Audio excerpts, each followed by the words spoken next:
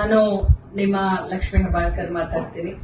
ಇವತ್ತಿಗೆ ಕರ್ನಾಟಕ ರಾಜ್ಯ ಸರ್ಕಾರದ ಮಹತ್ವಾಕಾಂಕ್ಷೆಯ ಯೋಜನೆಯಾದಂತಹ ಗೃಹಲಕ್ಷ್ಮಿಯನ್ನ ಜಾರಿಗೆ ತಂದು 1 ವರ್ಷ ಆಯಿತು.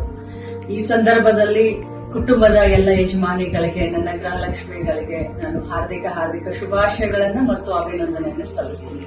ಇಲ್ಲಿಯವರೆಗೆ ಗೃಹಲಕ್ಷ್ಮಿಯು ತಮ್ಮ ಜೀವನದಲ್ಲಿ ಏನೆಲ್ಲ ಬದಲಾವಣೆಯನ್ನ ಈ 1 ವರ್ಷದಲ್ಲಿ ತಂದಿದೆ, ಈ ಬದಲಾವಣೆಯನ್ನ ಬನ್ನಿ ನಮ್ಮೊಂದಿಗೆ ಹಂಚಿಕೊಳ್ಳಿ. ರೀಲ್ಸ್ ಮಾಡೋದ್ರ ಮುಖಾಂತರ ಯೂಟ್ಯೂಬ್ ನಲ್ಲಿ ಹಂಚಿಕೊಳ್ಳಿ.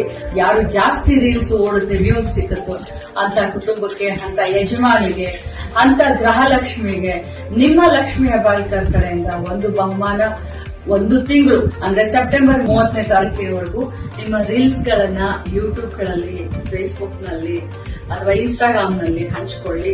ಜಾಸ್ತಿ ವ್ಯೂ ಸಿಕ್ಕಂತ ರೀಲ್ಸ್ ಮಾಡದಂತವರಿಗೆ ನನ್ನ ಕಡೆಯಿಂದ ವೈಯಕ್ತಿಕವಾಗಿ ಒಂದು ಬಹುಮಾನವನ್ನ ಕೊಡ್ತೀನಿ.